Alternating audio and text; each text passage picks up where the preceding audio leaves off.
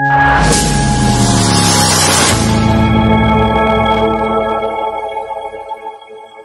हो आप लोग बच्चों? उम्मीद करता हूँ आप लोगों ने खूब पढ़ाई की होगी और जो लास्ट लेक्चर है उसको अच्छे से देखा होगा, खूब मेहनत किया होगा, समझ में आया होगा आपके, है ना? अगर कोई इशू है, कोई परेशानी है तो आप पूछ सकते हैं बच्चों।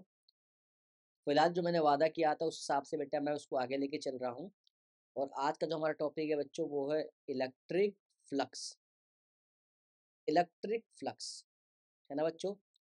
इस चीज़ को मैं थोड़ा बताने की आवश्यकता ज़्यादा नहीं है, क्योंकि मैं ऑलरेडी लास्ट लेक्चर में बता चुका था।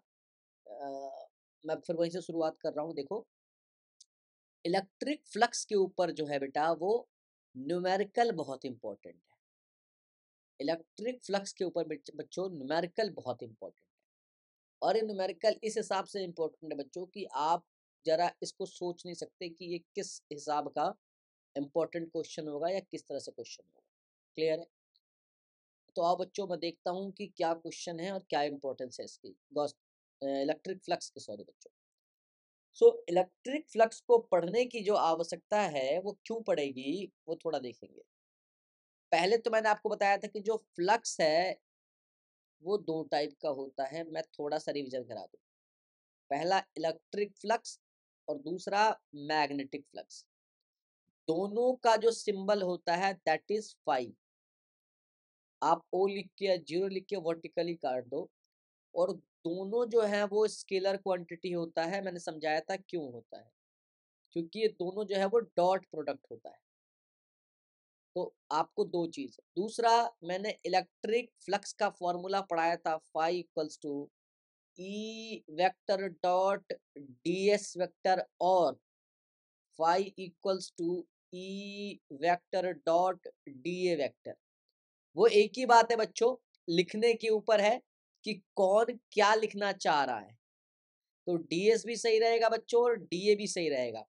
हालांकि मैं इसकी सारी कंडीशन को बताऊंगा। सिमिलरली यहाँ पे जो मैग्नेटिक फ्लक्स है बच्चों वो ई की जगह बी आ जाएगा, बिकॉज बी जो है आपका मैग्नेटिक फील्ड है। वो इस तरह से डीएस और फाई इक्वल्स टू आप B vector dot D A vector भी आप ले सकते हो।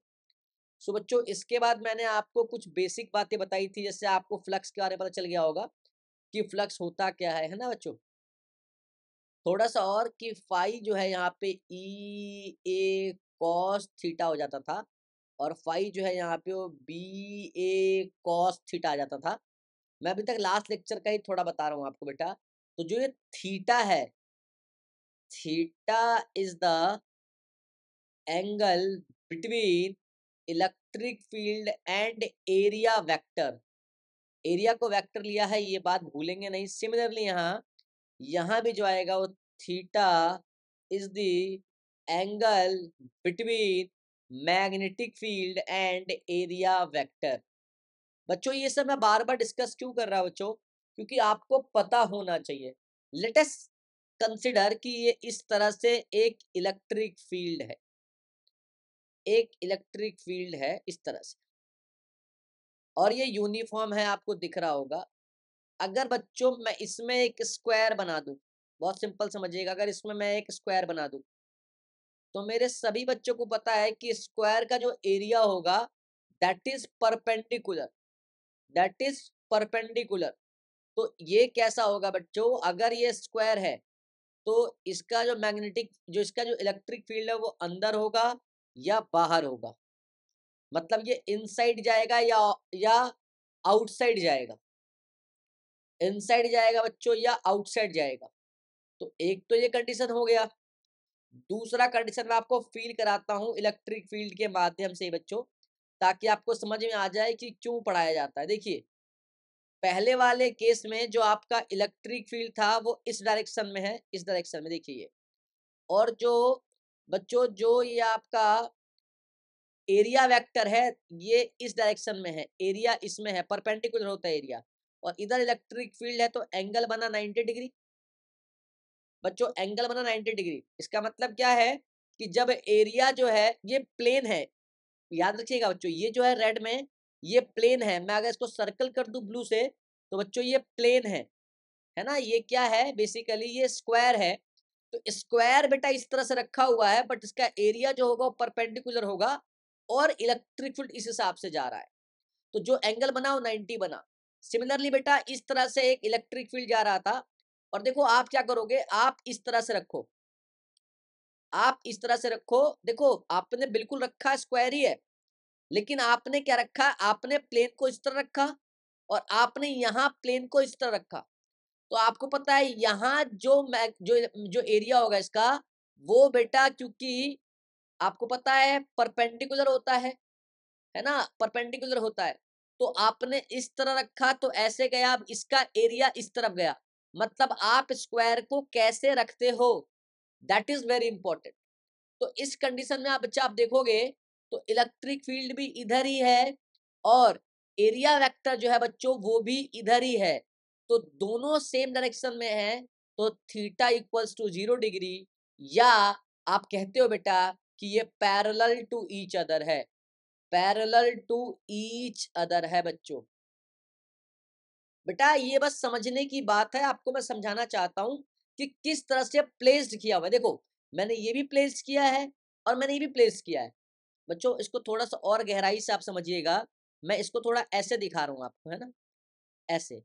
तो देखो परपेंडिकुलर ही होगा ना बच्चों, ये भी एक स्क्वायर है ना, देखो ये रखा कैसे गया है, ये भी एक स्क्वायर है बच्चों, ध्यान से देखो, ये भी तो एक स्क्वायर है ना, लेकिन ये इस तरह से रखा हुआ है बेटा ताकि इसका जो एरिया है वो परपेंडिकुलर है, यहाँ भी एरिया परपेंडिकुलर है, लेकिन यहाँ पे इस तरह से प्लेन को रखा हुआ है, या आप कहोगे स्क्वायर को इस तरह से रखा हुआ है कि जो एरिया है वो परपेंडिकुलर तो रहेगा लेकिन वो इलेक्ट्रिक फील्ड के परपेंडिकुलर हो जा रहा है। तो अगर इस तरह से एरिया है और इस तरह के एरिया से इलेक्ट्रिक फील्ड गुजरेगा, तो यहाँ जो फ्लक्स होगा बच्चों वो cos 90 की वैल्यू बच्चों 0 हो जाता है, तो फ्लक्स यहाँ पे 0 हो जाएगा। अब देखो यहाँ पे बच्चों जो फाई 0 डिग्री आ रहा है, मतलब एरिया की डायरेक्शन भी इधर ही और इलेक्ट्रिक फील्ड भी इधर ही है ना बच्चों। तो अगर आप इस डायरेक्शन में लोगे तो आपका जो cos 0 होता है बच्चों वो 1 होता है, तो यहाँ जो फ्लक्स है बच्चों या तो पॉजिटिव आएगा। अब पहले केस में देखो अगर ये इस तरफ जा रहा है तो थीटा 0 डिग्री, लेकिन आप अगर इसको ना मान के अगर आप इसको मानोगे तो एरिया इस डायरेक्शन में जा रहा है और इलेक्ट्रिक फील्ड इस डायरेक्शन में जा रहा है, तो ये एंटी पैरेलल हो जाएगा, एंटी पैरेलल हो जाएगा बच्चों। तो जब ये एंटी पैरेलल हो जाएगा तो थीटा जो है वो 180 डिग्री हो जाएगा। तो क्या होगा बच्चों, थीटा जो है वो 180 डिग्री हो जाएगा। अब 180 डिग्री का मतलब बेटा जो फाई है वो नेगेटिव हो जाएगा, क्यों, क्योंकि cos 180 का वैल्यू बेटा -1 होता है, -1, cos 180 बच्चा होता है -1। देखो अगर मैंने लिखा phi equals to E A cos theta, तो अगर मैं पहला 0 रखूंगा तो ई ए कॉस 0 की वैल्यू 1, तो आ जाएगा ई इंटू ए। बेटा इलेक्ट्रिक फील्ड और एरिया तो हमको मालूम रहेगा, वो तो मैं निकाल लूंगा साइड का स्क्वायर से। दूसरे केस में बच्चों ई ए कॉस थीटा है, अगर एरिया हमने इस तरफ मान लिया तो ई ए यहाँ पे जो थीटा होगा बच्चों 180 हो जाएगा, और क्योंकि कॉस 180 माइनस का ई हो जाता है, तो यहाँ हमको एक बात समझ में आ गया कि फ्लक्स तो 0 है। दूसरा फ्लक्स में बी पॉजिटिव, फ्लक्स में बी पॉजिटिव और में बी नेगेटिव। बच्चों ये उस पर डिपेंड करता है कि पॉजिटिव और नेगेटिव है। तो इसका एक मैं ये बता दूंगा कि अगर फ्लक्स पॉजिटिव है तो ये क्या इंप्लाई कर रहा है, या फ्लक्स नेगेटिव है तो ये क्या बताना चाह रहा है, दोनों का अपना एक मतलब होता है बच्चों। बच्चों ये तो एक अलग चीज हो गई, मैं इस पे भी डिस्कस करूंगा। सेकेंडरी चीज देखो, एक चीज और देख लो। आप कह रहे हो सर बहुत बढ़िया समझ में आ रहा है बच्चों, कोई बात नहीं, फ्लक्स तभी समझ में आएगा जब एरिया समझ में आएगा, और आपको अच्छे से पता है कि स्क्वायर में होता है वो 2D होता है, और 2D का जो एरिया होता है बच्चों वो परपेंडिकुलर होता है ना बच्चों। अब अगर आपने किसी प्लेन को आपने इस तरीके से रखा जिसका एरिया जो है वो इस डायरेक्शन में, देखो एरिया जो है वो इस डायरेक्शन में अगर चला जाए, एरिया अगर इस डायरेक्शन में चला जाए मतलब कि एरिया इस इलेक्ट्रिक फील्ड से अगर थीटा एंगल पे चला जाए, अगर आप ऐसा प्लेस कर दो बच्चों, आप इस तरीके से प्लेस करो, कहता है कि आप इस तरीके से प्लेस करो, देखो ये इस तरह से प्लेस था, जहां पे जो एरिया वेक्टर है वो इलेक्ट्रिक फील्ड के या तो पैरेलल था या तो एंटी पैरेलल था। सेकेंड, फर्स्ट केस में जो एरिया था वो परपेंडिकुलर था, area is perpendicular to the electric field पहले वाले केस में। दूसरे वाले केस में या तो पैरेलल था या तो एंटी पैरेलल था बच्चों। लेकिन इस वाले केस में मैंने कहा मान लो कि एरिया जो है वो किसी एंगल पर है इलेक्ट्रिक फील्ड के साथ, ना वो 90 पर है, ना वो 0 है, ना वो cos 180 है। इसीलिए बच्चा ऐसे केस के लिए, केस नंबर थर्ड के लिए बच्चों फ्लक्स का फॉर्मूला आपको पढ़ाया जाता है ई ए कॉस थीटा या E D A cos theta, है ना बच्चों। E vector dot D A vector या E vector dot D S vector. बच्चों याद रखना इस कंडीशन को, इसीलिए ये फॉर्मूला बनाया गया कि अगर मुझे एरिया और इलेक्ट्रिक फील्ड किसी एक एंगल पर हुआ, बच्चों या तो 0 हुआ, वो तो बात समझ में आ गई, परपेंडिकुलर हुआ। भैया कब पॉजिटिव कब नेगेटिव मैंने वो बता दिया कि पैरेलल हुआ तो। परंतु अगर किसी एक पर्टिकुलर थीटा पर एरिया है तो उसे कैसे सॉल्व करेंगे, तो उसके लिए बेटा ये जुगाड़ बताया गया। अब बेसिकली थोड़ा फ्लक्स पे चलो। फ्लक्स होता क्या है, मैंने बताया बच्चों कि ये इस तरह से कोई रेगुलर शेप है, ये रेगुलर शेप है, इसका टोटल एरिया मान लो बच्चों कुछ ए होगा, परंतु आपने कहा नहीं जी मैं तो एक छोटा सा इस तरह से ले लेता हूं जिसको मैं डीएस कहता हूं, जिसको मैं डीएस कहता हूं कि स्मॉल सरफेस ऑफ एरिया। और मैं कहता हूं बच्चों कि इससे कुछ number of electric field lines बच्चों, कुछ इलेक्ट्रिक फील्ड लाइंस बच्चों, ये जो है रेड वाले पोर्शन से ये जो number of electric field lines cross हो रहा है बेटा, इलेक्ट्रिक फ्लक्स का मतलब number of electric field lines cross over an surface area. किसी सरफेस एरिया से कितना number of electric field lines बच्चों निकल रहा है, क्रॉस हो रहा है, उसे ही बच्चों हम इलेक्ट्रिक फ्लक्स कह देते हैं, और जिसका सिंबल बच्चों फाई होता है ना। इसीलिए बेटा ये तीन कंडीशन मैंने आपको पढ़ा दिया कि एक तो अगर एरिया परपेंडिकुलर हो गया इलेक्ट्रिक फील्ड के तो थीटा आपका जो फ्लक्स है वो 0 हो जाएगा। फ्लक्स 0 होने से क्या इलेक्ट्रिक फील्ड 0 होगा? देखो क्या यहाँ इलेक्ट्रिक फील्ड 0 है? क्या यहाँ इलेक्ट्रिक फील्ड 0 है? नहीं, इलेक्ट्रिक फील्ड 0 तो नहीं है। एरिया, लेकिन इसका इस तरह से रखा गया है ताकि इसका एंगल 90 बन रहा है जिसकी वजह से फ्लक्स 0 है। तो कोई अगर आपसे पूछे कि क्या जरूरी है कि जब फ्लक्स 0 है तो इलेक्ट्रिक फील्ड भी 0 हो, तो आप कह देना ऐसा जरूरी नहीं है। हो सकता है कि आपने उस प्लेन को इस तरह रखा हो कि उसका एरिया जो है वो इलेक्ट्रिक फील्ड के परपेंडिकुलर हो रहा है, दैट्स वाई फ्लक्स 0 हो रहा है, परंतु इलेक्ट्रिक फील्ड 0 नहीं होगा। तो बेटा ऐसा जरूरी नहीं कि यहाँ फ्लक्स 0 हो वहां इलेक्ट्रिक फील्ड 0 ही हो, परंतु इसका ठीक उल्टा, अगर जहां इलेक्ट्रिक फील्ड 0 है, जहां इलेक्ट्रिक फील्ड 0 है वहां फ्लक्स जरूर 0 हो जाएगा। इस बात का आप खास ख्याल रखेंगे। आप बेटा इस बात को थोड़ा अच्छे से देखें। मैंने कहा कि जहां पे फ्लक्स 0 है वहां पे जरूरी नहीं कि इलेक्ट्रिक फील्ड 0 हो। बेटा डिपेंड करता है, क्या पता इलेक्ट्रिक फील्ड का मैग्नीट्यूड तो हो, परंतु उस आपने प्लेन को या उस सरफेस को आपने ऐसे प्लेस्ड किया है कि उसका जो एरिया है that is perpendicular to the electric field, that's why जो फ्लक्स है वो 0 हो रहा है। या दूसरी कंडीशन बताऊंगा कि जो नंबर ऑफ चार्ज है, जो टोटल चार्ज है वो क्या कर रहा है, मैं उसकी भी कंडीशन आपको बताऊंगा। चलिए, अब मैंने कहा फ्लक्स जो है अपना पॉजिटिव भी हो रहा था और नेगेटिव भी हो रहा था। देखो बच्चों मतलब क्या है समझना, अगर कोई सरफेस में इलेक्ट्रिक फ्लक्स, अगर कोई सरफेस में इलेक्ट्रिक फ्लक्स जो है बेटे वो क्रॉस करके जा रहा है, ये बेटे बाहर जब निकल रहा है, बेटा क्रॉस करके जब बाहर जा रहा है इलेक्ट्रिक फील्ड लाइंस जो है वो बाहर जा रहा है किसी सरफेस को क्रॉस करके, तो इस वक्त जो है बच्चों इसका मतलब है फ्लक्स जो है वो पॉजिटिव है। और अगर कोई सरफेस में अगर एंट्री ले रहा है इलेक्ट्रिक फील्ड लाइंस, अगर एंट्री ले रहा है इलेक्ट्रिक फील्ड लाइंस, तो बच्चों कहा जाता है कि ये जो है ये बताता है फ्लक्स को नेगेटिव, मतलब कि ये देख के कोई बताएगा कि जब एंटर कर रहा है तो यहाँ फ्लक्स नेगेटिव होगा, और जब किसी सरफेस से ये इलेक्ट्रिक फील्ड लाइंस बाहर की तरफ जा रहा है तो ये फ्लक्स पॉजिटिव होगा। तो बच्चों फ्लक्स पॉजिटिव का भी एक अपना मीनिंग है, या आप इससे बहुत कुछ समझ सकते हो, और जो फ्लक्स नेगेटिव है तो उसका भी कुछ बेटा मायने हैं जो आपको समझना पड़ेगा। ठीक है बच्चों, अब बहुत सारी चीजें मैंने आपको पढ़ा दी इलेक्ट्रिक फ्लक्स के लिए। एक बार वापस देख लो। मैंने कहा फ्लक्स जो है बेटा वो दो तरह का होता है, इलेक्ट्रिक फ्लक्स और मैग्नेटिक फ्लक्स। दोनों का सिंबल बच्चों फाई होता है, दोनों स्केलर क्वांटिटी होता है बच्चों। अगर आप देखोगे फाई जो है वो ई डॉट डी एस होता है इलेक्ट्रिक फ्लक्स में, और बच्चों मैग्नेटिक फ्लक्स में बी डॉट डी एस होता है। इलेक्ट्रिक फ्लक्स में इलेक्ट्रिक फील्ड लाइन की वजह से फ्लक्स होता है, और मैग्नेटिक फील्ड लाइन की वजह से मैग्नेटिक फ्लक्स होता है। बेटे ये इलेक्ट्रिक फ्लक्स इलेक्ट्रिक फील्ड पे डिपेंड करता है, एरिया पे डिपेंड करता है, और इन दोनों के बीच के एंगल पे डिपेंड करता है।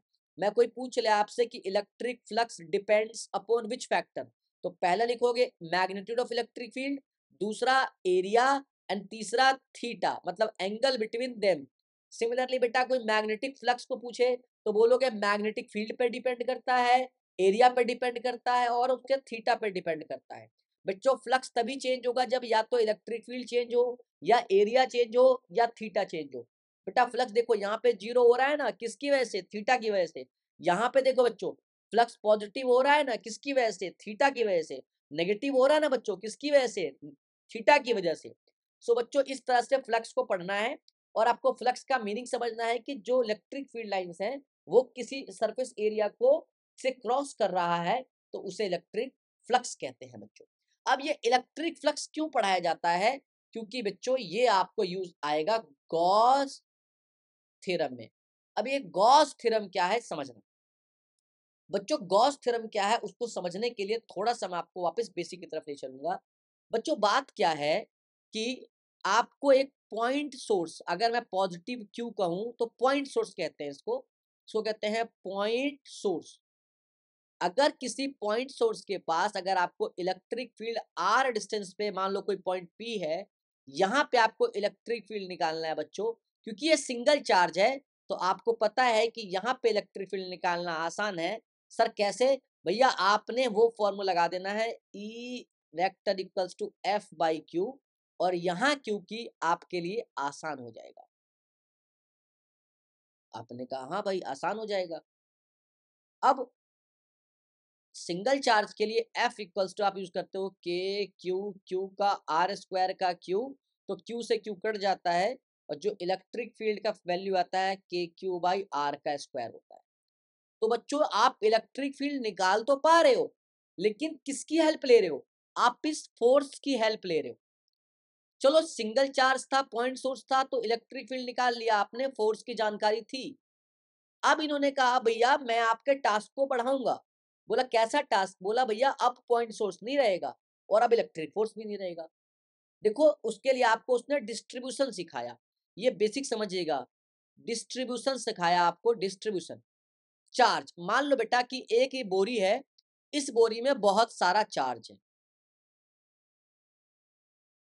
अब आपसे कहा किसी ने कि इसे डिस्ट्रीब्यूट करना है, इसे डिस्ट्रीब्यूट करना है, तो आप इसे तीन तरीके से डिस्ट्रीब्यूट कर सकते हो। इसने कहा कि मुझे चार्ज को जो है वो बांटना है, रखना है अलग अलग जगह, तो आप इसे तीन तरीके से बांट सकते हो। आप कहोगे कि भैया मैं इन चार्ज को इस तरह से लीनियरली लगा देता हूं, तो जैसे ही लीनियरली लगाने जाओगे बच्चों तो ये चार्ज क्या करेगा, एक लेंथ को एक्वायर करेगा, और ये टोटल क्यू हो जाएगा।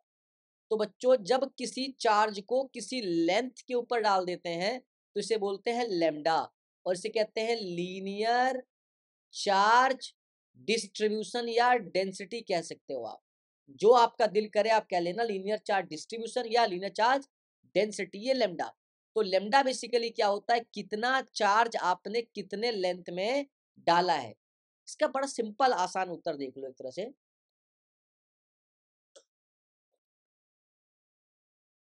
बेटा आपने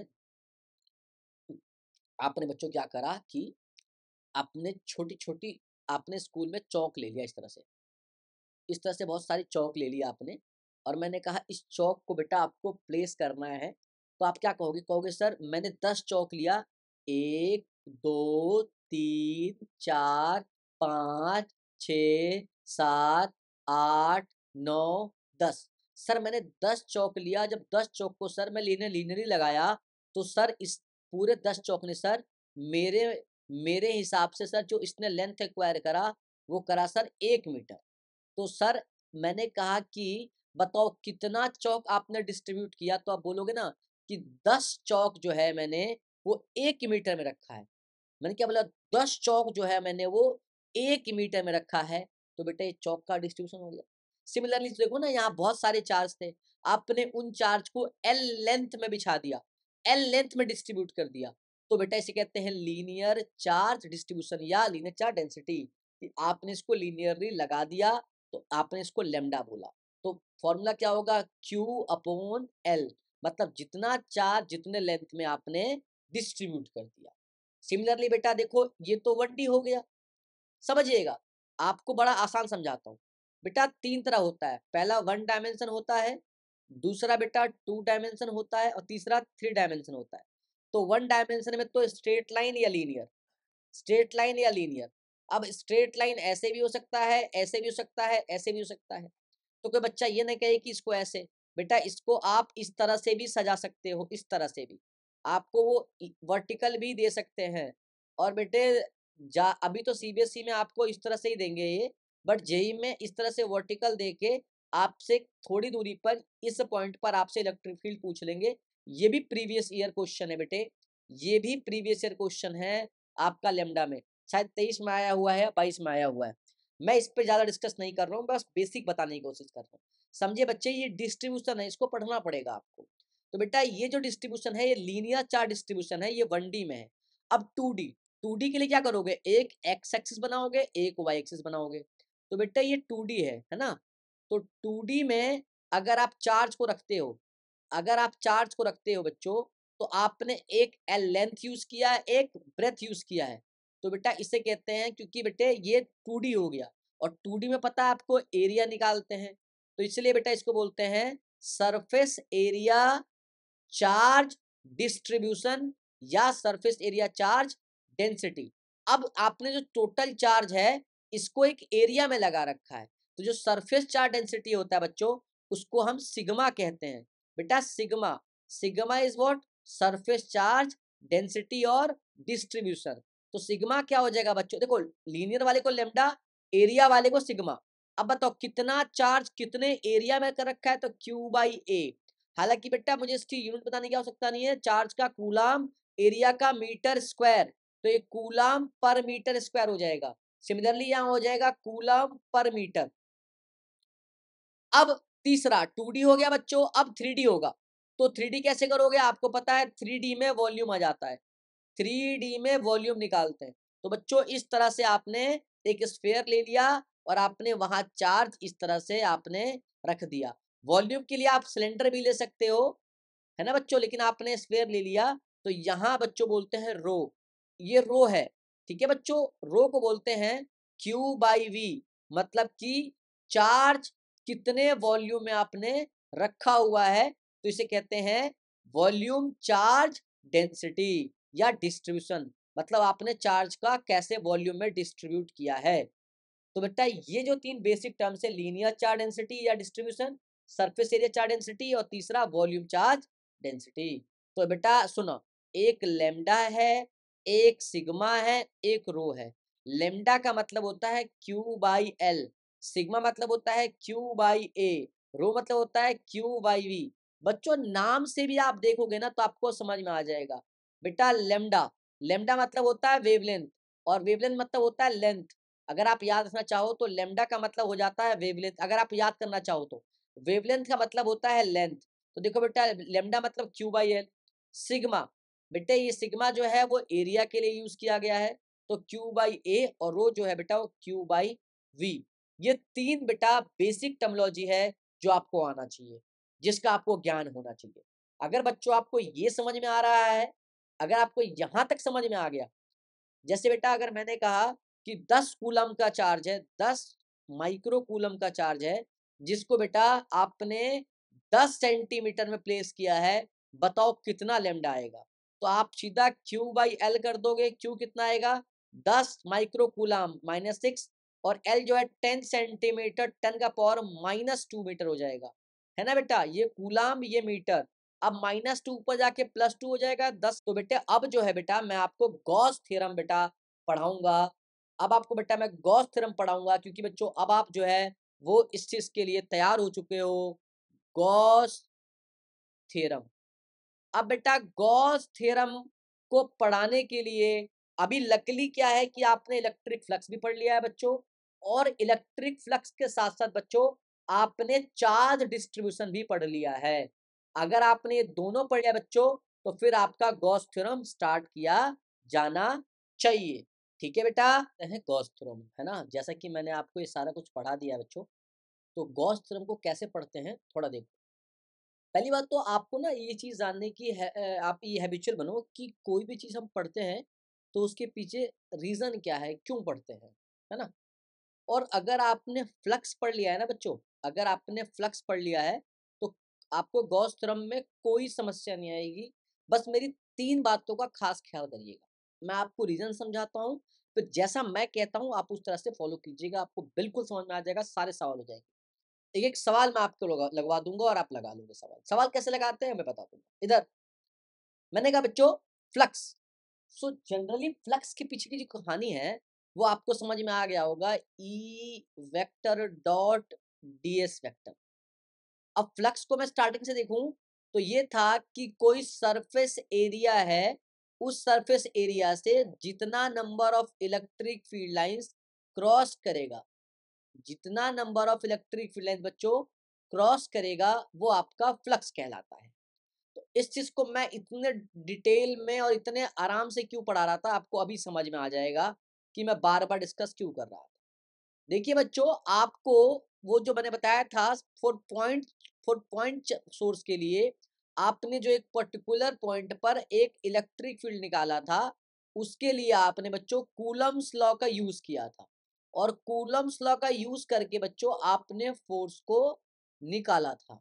एक होता है सिमेट्रिकल बॉडी, एक होता है सिमेट्रिकल बॉडी। रेगुलर बॉडी कहते हैं, इरेगुलर शेप हो जाता है, अलग अलग चीजें होती हैं।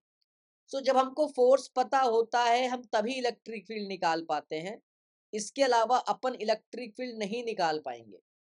तो गॉस एक साइंटिस्ट था जिसने कहा कि भैया मैं आपको इलेक्ट्रिक फील्ड बहुत ही आसान और बहुत ही कम टाइम में निकाल के दिखा दूंगा अगर आप मेरी बात मानो तो। बहुत सिंपल समझना। मतलब कि लोगों ने कहा अच्छा तू इलेक्ट्रिक फील्ड निकालेगा, इसने कहा हाँ मैं भी निकालूंगा। मैं कहीं भी इलेक्ट्रिक फील्ड निकाल सकता हूँ, बट मेरी कुछ शर्तें हैं। लोगों ने कहा मतलब कि तू फोर्स का यूज नहीं करेगा, उसने कहा मैं फोर्स का यूज बिल्कुल नहीं करूंगा, मैं कूलॉम्स लॉ का यूज बिल्कुल नहीं करूंगा, मैं आपको एक नए तरीके से आसान तरीके से करके बताऊंगा। तो लोगों ने कहा बता भाई। तो गॉस थ्योरम ने सबसे पहले कहा कि आप जो ये सरफेस एरिया यूज कर रहे हो, जो पहला पॉइंट का फर्स्ट स्टेप जो कहा, याद रखेंगे कि ये जो आप सरफेस एरिया यूज कर रहे हो ये क्लोज्ड होना चाहिए। क्लोज्ड का मतलब बेटा 3D। सुनना ध्यान से, इसने कहा सरफेस जो है वो क्लोज्ड होना चाहिए, मतलब कि ओपन नहीं होना चाहिए। अब जैसे ही क्लोज्ड बताया तो इसने कहा कि आप फ्लक्स निकालोगे इलेक्ट्रिक फ्लक्स, लेकिन आप यहाँ पे हमेशा एक गोला बनाओगे जिसे कहते हैं क्लोज सरफेस, और ई वेक्टर डॉट डीएस वेक्टर रहेगा पहला स्टेप। गॉस ने कहा कि मैं इलेक्ट्रिक फ्लक्स का यूज करके मैं आपको इलेक्ट्रिक फील्ड बता दूंगा, मैं बिना किसी फोर्स का ना कूलम्स का यूज करूंगा कुछ भी, लेकिन मेरी कुछ शर्तें हैं, जिसका पहला शर्त था, फर्स्ट स्टेप था कि जो भी सरफेस एरिया यूज करोगे वो क्लोज्ड होगा और 3D होगा। लोगों ने कहा ठीक है भाई। लोगों ने कहा दूसरा स्टेप क्या है तेरा। तो गॉस ने बताया दूसरा स्टेप कि जिस पॉइंट पर मैं लिख रहा हूं, जिस पॉइंट पर इलेक्ट्रिक फील्ड निकालना है, निकालना है उस पॉइंट पर, उस पॉइंट पर एक इमेजिनरी, अब बच्चों सुनना, एक imaginary close surface, imaginary closed surface area draw करना है। लोगों ने कहा यार ये तू क्या बात कर रहा है भाई। कहा सर इतना मुश्किल नहीं है ना जो मैं कह रहा हूं, बड़ा आसान है। कह रहा कैसे? कह रहा मान लो कि ये कोई पॉजिटिव क्यू चार्ज है और इससे आर दूरी पर आपको कोई पॉइंट, मान लो ये पी है, जहां पे आपको इलेक्ट्रिक फील्ड निकालना है। बोला हाँ। तो बोला कि पहला स्टेप जो आप यूज करोगे वो तो क्लोज यूज करोगे, हाँ। दूसरा वो वहां पे आप लगाओगे जहां पे निकालना है, पी पे निकालना है। तो यहाँ एक इमेजिनरी क्लोज सरफेस ड्रॉ करोगे। तो इमेजिनरी मतलब कि डॉटेड लाइन बनाना, डॉटेड। अब किसी भी पॉइंट के पास कौन सा सरफेस एरिया ड्रॉ हो सकता है? तो देखो दो ही ऑप्शन है, या तो सर्कल बना सकते हो या तो स्फेरिकल। अब क्योंकि उसने बोला है क्लोज्ड होना चाहिए, तो सर्कल तो वैसे भी नहीं हो सकता क्योंकि ये 2D है और 2D का मतलब ओपन हो जाता है। अब ओपन सरफेस तो अलाउ नहीं है। इसने कहा था कि भैया हमको सरफेस एरिया कैसा चाहिए? क्लोज्ड सरफेस एरिया चाहिए। तो किसी पॉइंट चार्ज के पास, किसी पॉइंट सोर्स के पास आर डिस्टेंस पर कोई पॉइंट पी है जहां हमको इलेक्ट्रिक फील्ड निकालना था, तो उस पॉइंट पर हमने एक imaginary close surface area draw कर लिया। और ये जो imaginary close surface area draw हुआ है दैट इज स्फेरिकल। ये स्फेरिकल जो है स्फेरिकल माना है। अब दो चीज तो समझ में आ गया। अब तीसरा उसने बोला, अपना स्टेटमेंट दिया कि जो इंटीग्रल सरफेस है, उसने जो कहा कि इंटीग्रल सरफेस है इलेक्ट्रिक फील्ड, इंटीग्रल सरफेस और इलेक्ट्रिक फील्ड, इंटीग्रल सरफेस को देखो और इलेक्ट्रिक फील्ड को देखो। भैया ये तो नेट इलेक्ट्रिक फ्लक्स ही है। किसी सरफेस के इंटीग्रल मतलब कि टोटल आप देखोगे तो जितना इलेक्ट्रिक फील्ड निकलेगा किसी सरफेस से वो आपका नेट इलेक्ट्रिक फ्लक्स होगा। और अगर स्मॉल सरफेस एरिया से निकलता है तो इलेक्ट्रिक फ्लक्स होगा। कहता है ये जो है नेट इलेक्ट्रिक फ्लक्स वो इक्वल होता है अगर वैक्यूम में है तो 1/एप्सिलॉन, 1/एप्सिलॉन टाइम्स चार्ज इनक्लोज्ड के। अब इसमें आप रॉकेट साइंस कतई मत ढूंढे, कुछ भी आप कंफ्यूज नहीं है, सुनिएगा। इसने कहा जो आपका फ्लक्स है ये 1/एप्सिलॉन, आपको पता है ये वैक्यूम, ये आपको पता है कि फ्री स्पेस के लिए यूज होता है, आप अच्छे से जानते हो। ये एप्सिलॉन फ्री स्पेस के लिए यूज होता है, आपको अच्छे से पता है, रटने की आवश्यकता नहीं। सर क्यू इनक्लोज्ड का मतलब क्या है या क्यू इनसाइड का मतलब क्या? देखो ये जो आपने आपने इमेजिनरी सरफेस ड्रॉ करा ना, इस इमेजिनरी सरफेस के अंदर चार्ज होना चाहिए, ये इनक्लोज्ड चार्ज कहलाता है। अब अगर मान लो कि मैंने कोई सरफेस एरिया तो ड्रॉ कर लिया लेकिन उस सरफेस एरिया के अंदर कोई चार्ज नहीं है, तो इसका मतलब जो क्यू इनक्लोज्ड है उसकी वैल्यू 0 है। सुनिएगा, आपने जो इमेजिनरी सरफेस एरिया ड्रॉ किया है उसके अंदर जो चार्ज होगा वो कहलाएगा क्यू इनक्लोज्ड। तो इसके अंदर प्लस क्यू है परंतु इसके अंदर कोई चार्ज नहीं है, दैट्स वाई क्यू इनक्लोज्ड बच्चों यहाँ 0 हो जाएगा। मैंने तीन बातें कही कि गॉस ने कहा कि मैं आपको इलेक्ट्रिक फील्ड निकाल के बताऊंगा। कंडीशन क्या है?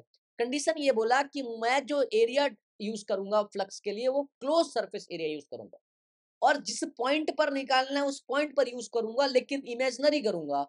मान लो कि ऐसा है परंतु होगा नहीं। अच्छा, तीसरा कि जो आपका फ्लक्स होगा मतलब integral surface area, integral surface electric field जो होगा वो 1/एप्सिलॉन टाइम इनटू क्यू इनक्लोज्ड होगा। लोगों ने कहा ठीक है भाई मैं तेरी तीन बातें मानता हूं, मुझे पॉइंट टू पॉइंट बात समझा। तुमने कहा जो ये फ्लक्स है ना सर, ये क्यू इनक्लोज्ड मतलब कि घेरे के अंदर आने वाला और नीचे एप्सिलॉन।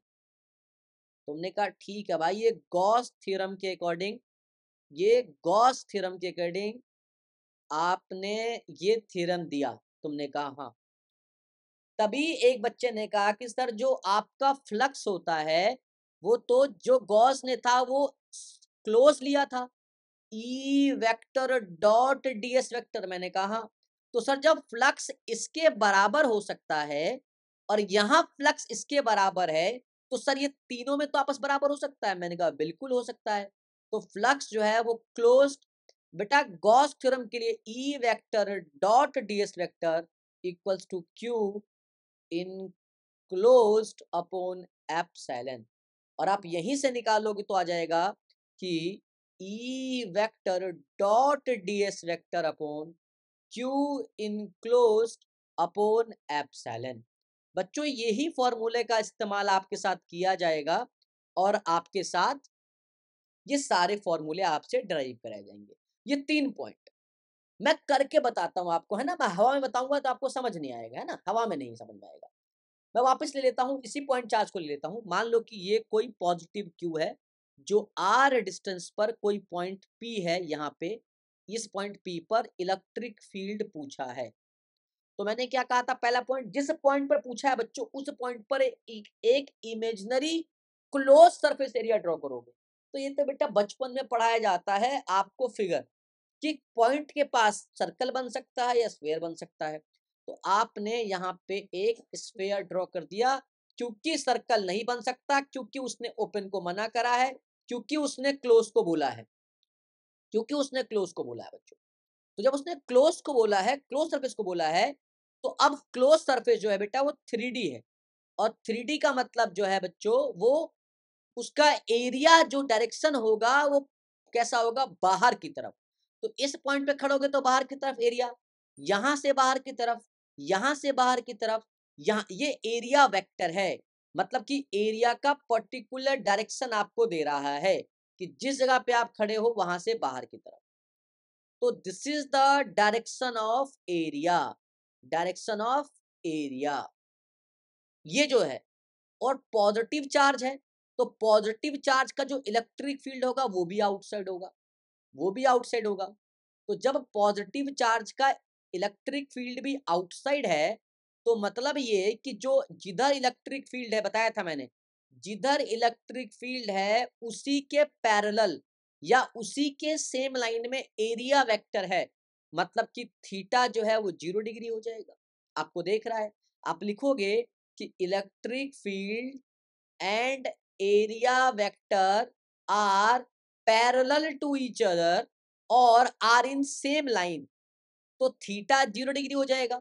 तो जब आप इस फॉर्मूले को ध्यान से देखोगे, इस फॉर्मूले को जब आप ध्यान से देखोगे, यहाँ पे इस फॉर्मूले को आप ध्यान से देखोगे, तो बच्चों इस फॉर्मूले के अंदर आप जब इसको पुट करोगे बच्चों, तो फ्लक्स एज इट इज आपको पता है कि ये आएगा closed E vector dot DS vector Q enclosed by epsilon. तो बच्चों E as it is E DS cos theta, आपको पता है बेटा, आपको अच्छे से पता है ई इनक्लोज्ड का एप्सिलॉन बेटा कॉस थीटा। और थीटा तो 0 डिग्री है इस केस में, क्योंकि बेटे पैरेलल है। तो अब क्या हो जाएगा, कॉस 0 का वैल्यू हो जाएगा बच्चों 1। तो आ जाएगा ई डी एस, और ये आएगा Q enclosed upon epsilon not. अब बच्चों ईडीएस में आपको पता है डीएस जो है वो सरफेस एरिया होगा। अब देखो अगर स्मॉल डीएस है, फिर स्मॉल डीएस, स्मॉल डीएस, जब सबको इंटीग्रेट करोगे बच्चों तो ई इंटू ए आ जाएगा क्यू इनक्लोज्ड बाई एप्सिलॉन। और बेटे क्योंकि ये स्फेयर है, तो स्फेयर का जो एरिया होता है दैट इज 4 पाई आर का स्क्वायर। और इस एरिया को नीचे लेके जाओगे तो आएगा क्यू इनक्लोज्ड अपॉन एरिया क्या आएगा 4 पाई आर स्क्वायर और ये एप्सिलॉन।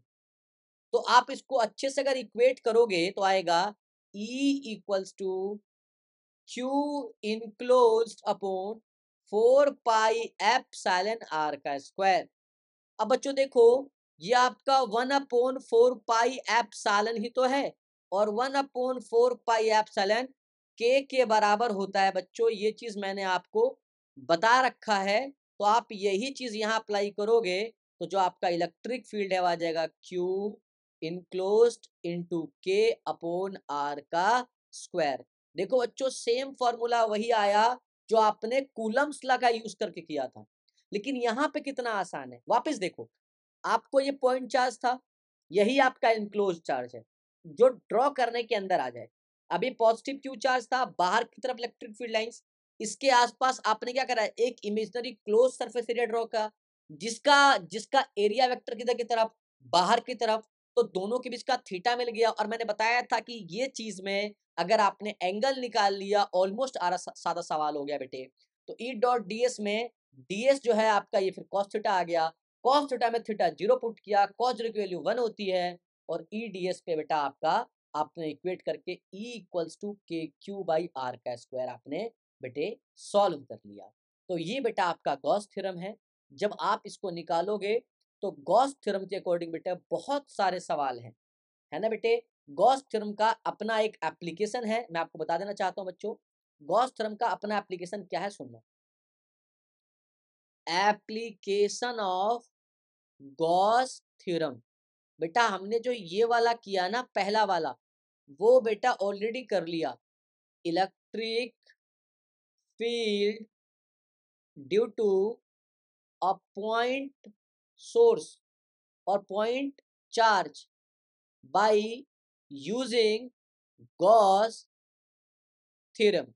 बेटा अगर ये आपको ड्राइव करने को आएगा तो 3 मार्क्स में आ जाएगा, और आप ड्राइव कर दोगे, और ड्राइव करके जो फॉर्मूला आएगा that is E equals to k q by r का स्क्वायर।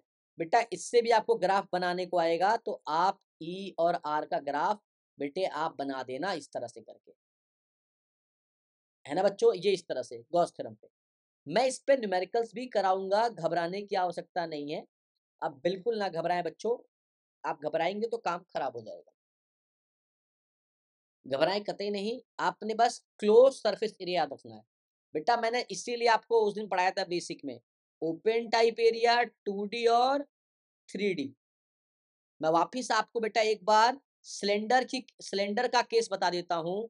सिलेंडर में बेटे इस तरह से होता है, सिलेंडर में दो सर्कुलर सरफेस होता है, ये भी सर्कुलर सरफेस है बेटा, और ये भी सर्कुलर सरफेस है, याद रखेंगे।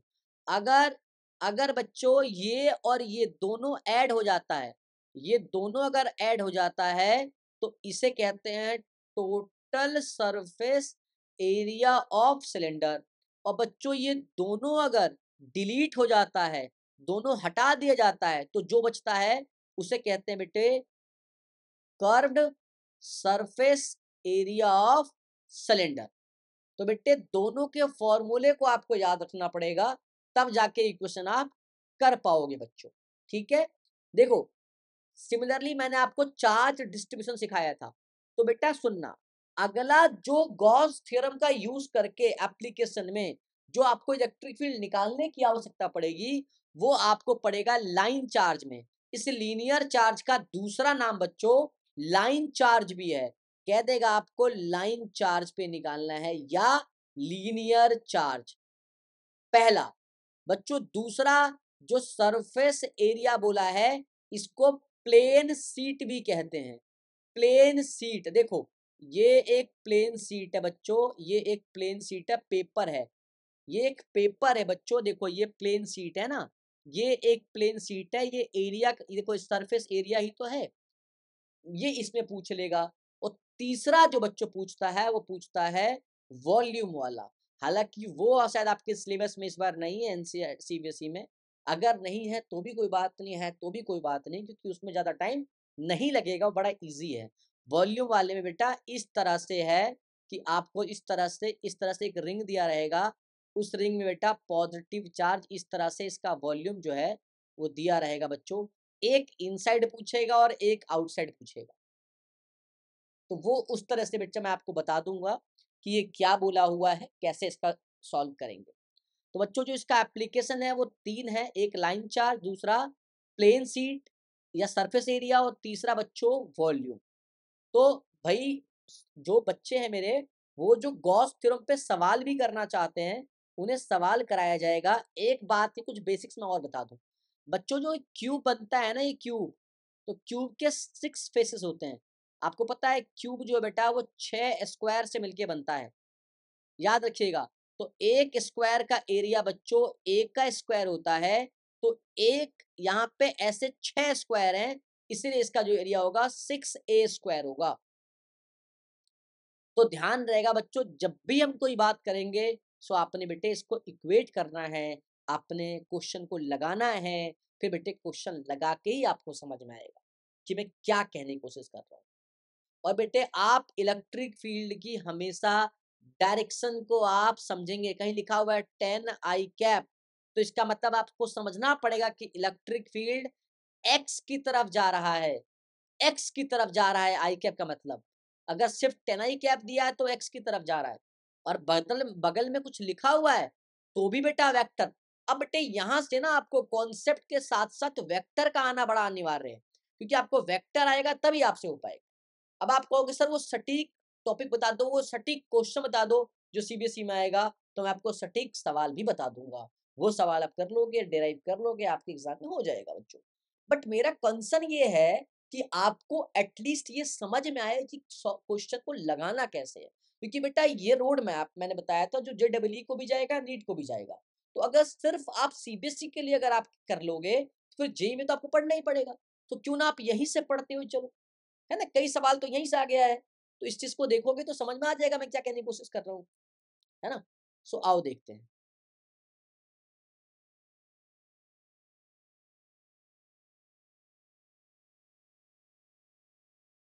अब मुझे बताना एक लाइन चार्ज इस तरह से, मैं ड्राइव करा देता हूँ बेटा, और ये 3 नंबर में आता है, और ये जो मैं कराने जा रहा हूँ, ये जो मैं कुछ सवाल कराने जा रहा हूँ, इसके ऊपर जो न्यूमेरिकल आप सॉल्व करोगे वो करोगे आप 1.21 क्वेश्चन, एक्सरसाइज का है, एक्सरसाइज का है। इस पे बहुत लोग पूछते हैं, इस पे ट्रिक भी काम करता है, इंपॉर्टेंट क्वेश्चन बताएंगे अभी। तो बेटे ये आपका लाइन चार्ज है, तो आपको पता है कि लाइन चार्ज है बच्चों, तो ये एल लेंथ तक होगा, आपको अच्छे से पता होगा। अब मैंने कहा कि सवाल ये है कि इस लाइन चार्ज को अगर आप अच्छे से इस तरह से बंद कर दो, तो मैंने कहा यहाँ इस लाइन चार्ज से आर डिस्टेंस पर, आर डिस्टेंस पर ये कोई पॉइंट है बच्चों, जिस पॉइंट पर आपसे इलेक्ट्रिक फील्ड मांगा है। अब बच्चों गॉस थ्योरम का पहला लॉ कहता है कि जिस सरफेस पे जिस पॉइंट पर निकालना है वहां एक इमेजिनरी क्लोज सरफेस बनाओ। तो अगर बेटा क्लोज नहीं होता तो बेटा हम यहाँ पे रेक्टेंगल बना देते, लेकिन इसने क्लोज बोला है, तो क्लोज बेटा यहाँ पे हमारे पास एक सिलेंडर का ऑप्शन बन रहा है, तो हम बेटा इसको एक सिलेंडर में कन्वर्ट कर देंगे, और सिलेंडर में इसको हम बेटा सिलेंडर की तरह बना देंगे। आप इस चीज को बेटा ध्यान से देखेंगे ना तो आपको समझ में आ जाएगा कि क्या आप कर रहे हो, सिलेंडर बना देंगे। अब आपको पता है बच्चों कि आपका इससे कोई लेना देना नहीं है, आपका इससे कोई लेना देना नहीं है, आपको लेना देना सिर्फ इससे है, बीच वाले पोर्शन से है।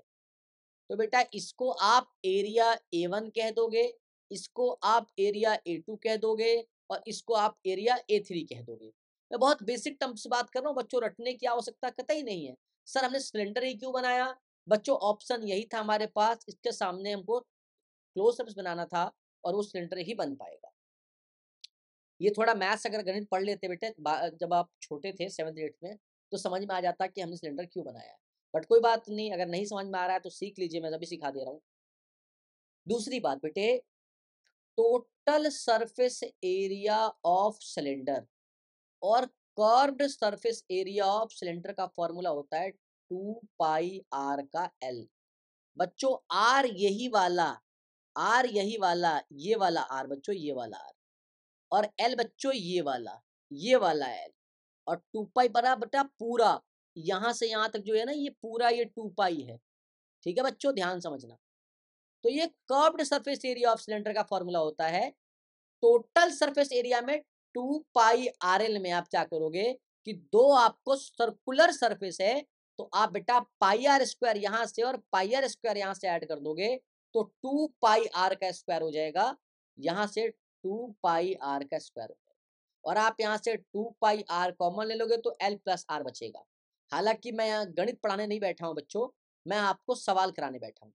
तो अगर ये बात समझ में आ गई बच्चों, तो इस पॉइंट पर ये कोई पॉइंट P है जहां आपको इलेक्ट्रिक फील्ड निकालना है। तो एक बात बताइए बच्चों कि अगर मैंने कहा कि ये जो है वो भी सर्कुलर है, ये भी सर्कुलर है, और इसको छोड़ा जाए तो ये जो अंदर बचेगा ये curved surface area of cylinder बचेगा। तो देखो सर्कुलर है बेटा, तो इसका जो एरिया होगा that is perpendicular to the surface, और इसका भी परपेंडिकुलर टू द सरफेस बचेगा बच्चों। अब एक बात बता दो, जो curved surface area of cylinder का बेटा जो एरिया वेक्टर होगा, क्योंकि वो 3D है, तो बच्चों वो बाहर की तरफ होगा। बताया था ना, जिस पॉइंट पे खड़े हो वहां से बाहर की तरफ। और जो ये पॉजिटिव चार्ज है, इसका जो इलेक्ट्रिक फील्ड होगा बच्चों, ये भी बाहर की तरफ होगा, ये भी आउटसाइड होगा। तो आप एक काम करो, थोड़ा इसका एफबीडी बना लो। देखो बच्चों, ये एरिया A1 है, ये एरिया A2 है, और बच्चों ये एरिया, सॉरी, ये एरिया A2 है और ये एरिया A3 है, जो मैंने यहाँ लिखा हुआ है। अब इस हिसाब से देखो बच्चों, तो जो इलेक्ट्रिक फील्ड है वो A2 के तो पैरेलल है, वो A2 के तो पैरेलल है, लेकिन A1 और A3 के परपेंडिकुलर है। अगर आप ये एरिया ये इलेक्ट्रिक फील्ड है बच्चा, इलेक्ट्रिक फील्ड A1 के देखोगे तो परपेंडिकुलर है, 90 है, और A3 के भी देखोगे तो 90 है, लेकिन A2 के साथ देखोगे तो पैरेलल है। तो बच्चों यहाँ क्या करोगे आप, तीन तरीके का फ्लक्स निकालना, क्योंकि एरिया अलग अलग लिया है हमने। तो अगर मैं φ1 निकालूं तो आएगा, क्लोज बना देना, E vector dot ds vector. Similarly φ2 आएगा E vector dot ds vector. Similarly बच्चों φ3 अगर निकालें तो आ जाएगा closed E vector dot ds vector. ठीक है बच्चों, समझिएगा। तो अगर मैं यहाँ क्या करूंगा, हमको पता है कि φ1 में जो E D S cos theta आएगा, वहां पे क्योंकि थीटा 90 है, तो अगर मैं यहाँ थीटा 90 रखूंगा तो मेरा φ1 जो है वो 0 हो जाएगा, क्योंकि बेटा कॉस 90 की वैल्यू जो होती है वो 0 होती है, और कॉस 90 0 होता है, तो जिससे मल्टीप्लाई करेंगे वो सारा ही 0 हो जाएगा बच्चों। सिमिलरली अगर आप φ3 को देखोगे बच्चों, तो φ3 में भी वही है, E D S cos theta, यहाँ भी थीटा 90 डिग्री है मेरे बच्चों, तो कॉस 90 यहाँ भी 0, तो जो फ्लक्स 3 है बच्चों यहाँ भी 0 हो जाएगा। लेकिन आप एरिया 2 के साथ देखो बच्चों, बहुत प्यार से, बहुत इत्मीनान से, बहुत आराम से पढ़ाया है बच्चों, प्लीज समझना। कहीं दिक्कत है, डाउट है तो पूछ लेना, ये नहीं कि आप पूछ नहीं रहे हो, है ना बच्चों। देखो ध्यान से, तो तीसरे वाले का एरिया जो है वो क्या है बच्चों, वो है φ2। अगर देखोगे तो E D S cos theta. मैं एक बार इसको अलग कर दे रहा हूं और इसको अलग कर दे रहा हूं, ताकि आपको ये समझ में आ जाए। तो बच्चों यहाँ जो थीटा है दैट इज 0 डिग्री, तो जो φ2 है बेटा वो ई डी एस रहेगा, क्लोज्ड। और आपको पता है बेटा कि डी एस हटाओगे तो ई इंटू एरिया ही तो आएगा, है नहीं बच्चों, ई इंटू एरिया ही तो आएगा। और बेटे अगर मैं बीच वाले एरिया की बात करूं, तो जब दोनों आपने हटा दिया आगे पीछे से, तो curved surface area of cylinder होता है, और जिसका फॉर्मूला 2πRL है। तो अगर मैं यहाँ एरिया पुट कर दूं तो ई के साथ आ जाएगा 2πRL, ये बेटा φ2 है। अब अगर मैं इस पूरे सिस्टम को देखूं बच्चों, पूरे सिस्टम को देखूं अगर मैं, तो यहाँ जो नेट फ्लक्स है, यहाँ जो नेट फ्लक्स है बच्चों, वो फाई होगा, फाई नेट। और फाई नेट होगा बच्चों वो φ1 प्लस φ2 प्लस φ3 के इक्वल होगा बच्चों। अब फाई नेट अगर मैं देखूं तो φ1 0 प्लस ई 2πRL प्लस φ3 भी 0। तो जो बच्चों फाई नेट आ रहा है हमारा, वो आ रहा है ई 2πR का एल। और बच्चों आपको पता है कि जो फ्लक्स होता है गॉस थ्योरम में, वो बेटे क्या होता है, Q enclosed upon epsilon not होता है फाई नेट। अब देखोगे बेटे, तो देखो इस इमेजिनरी के अंदर इनक्लोज ये चार्ज है, और इसकी वैल्यू हमको बेटा, ये देखो ये जो इसके अंदर है, ये हमको लेमडा दिया हुआ है Q/L, मतलब कि इतना चार्ज इतने लेंथ में बंद है। तो देखो बच्चों, तो अगर मैं फाइनेट निकालने जाऊं तो क्या फाइनेट के बदले ये है, तो यहाँ फाइनेट की जगह पे मैं रख दूं ई 2 पाई r l। क्या इसको इक्वेट कर सकते हैं बच्चों, क्यू इनक्लोज्ड बाई एप्सिलॉन। अब बच्चों हमको तो निकालना ही इलेक्ट्रिक फील्ड है ना, तो इन सबको नीचे लेके चले जाओ, तो जो ई आएगा बच्चों वो आएगा E equals to q enclosed upon 2 pi epsilon r l। अब आपको मैंने ऊपर ही बता दिया था कि जो Q/L है उसको आप लेमडा रख सकते हो बच्चों। तो यहां से E देखो, तो आपका मैं वापस लिख देता हूं बेटा Q/L, तो यह आ जाएगा lambda upon 2 pi epsilon r। बेटे ये फॉर्मूला आपका 3 मार्क्स में आ जाएगा, 3 मार्क्स में बेटा आपको डेराइव करने को आएगा। ये फॉर्मूला बच्चों आपको डेराइव करने को 3 मार्क्स में आएगा। देखो कुछ नहीं किया है, बहुत सिंपल, देखोगे तो समझ में आ जाएगा। मैंने क्या करा है कि इलेक्ट्रिक फ्लक्स हमको आता है phi equals to E vector dot D S vector, और गॉस थ्योरम के अकॉर्डिंग जो फ्लक्स होता है वो q charge enclose by epsilon के इक्वल होता है। अब मुझे फाइनेट, अगर मुझे कुछ सिस्टम दिया है तो मैं उसमें फाइनेट निकालूंगा। अब इस वाले एरिया के लिए फाई वन निकाला हमने, फिर इस वाले एरिया के लिए फाई टू निकाला, फिर फाई थ्री निकाला, फिर हमने सबका एंगल निकाला, फिर हमने पूरा फाइनेट निकाल लिया। फाइनेट हमको इतना मिल गया, हमको एरिया मालूम था, हमने पुट कर दिया। फाइनेट क्यू बाई एप्सिलॉन होता है, फाइनेट के बदले जो हमको आया था वैल्यू हमने यहाँ पुट कर दिया, और यहाँ से हमको इलेक्ट्रिक फील्ड मिल गया। तो इस फॉर्मूले पे या तो आपको डेरिवेशन आएगा। अच्छा, अब इस डेरिवेशन का नाम क्या होगा बच्चों? ये डेरिवेशन आपने निकाला किससे है बच्चों? तो आपने निकाला है लाइन चार्ज से, आपने निकाला है लाइन चार्ज से, तो इसका नाम क्या होगा? To determine the electric field due to, किससे निकाला? Due to line charge. अब किसका यूज किया है? तो by using Gauss theorem. This is the application of बच्चों गॉस थ्योरम। देखो यहाँ इलेक्ट्रिक फील्ड जो है वो डिटरमाइन कर रहा है। तो बच्चों इस तरह से आप इलेक्ट्रिक फील्ड आपने कहाँ निकाल लिया। अब आपने गॉस थ्योरम का यूज करके दो चीजों से निकाला। पहला आपने निकाला बच्चों, देखो एक पॉइंट सोर्स के लिए, मतलब पॉइंट चार्ज के लिए निकाला, दूसरा आपने लाइन चार्ज के लिए निकाला बच्चों। फिर सिमिलरली किसके लिए निकालोगे? आपने प्लेन शीट के लिए निकालोगे, है ना बेटा, या सरफेस एरिया, और फिर आपने वॉल्यूम के लिए निकालना। तो बच्चों ये चैप्टर जो हमारा ऑलमोस्ट कंप्लीट होने वाला है। हम बस इसमें न्यूमेरिकल्स कर रहे हैं कि न्यूमेरिकल से कैसे डील करना है ना बच्चों। तो मैं 5-6 न्यूमेरिकल, 7 न्यूमेरिकल, 8 न्यूमेरिकल का एक पूरा सीरीज बना के, मैं बस आप ये फॉर्मूला कर लो तो मैं आपको क्वेश्चंस करा दूंगा जिसमें एग्जाम्पल भी होगा अपने पास, है ना बच्चों। मैं एग्जाम्पल भी करा दूंगा कि देखो ये एग्जाम्पल ऐसे ऐसे ऐसे और इस तरीके से होगा, है ना बच्चों। मैं आपको पूरा एग्जाम्पल लिख दूंगा, पूरा एग्जाम्पल लिख के पूरा ड्रॉ करके आपको एक एक चीज बताऊंगा। तो बस अभी आप डेरिवेशन सीखें, और साथ में मैं, अगर आपको सवाल करना है तो बच्चों आप एनसीईआरटी का ये क्वेश्चन परफॉर्म कर सकते हैं इस वाले फॉर्मूले।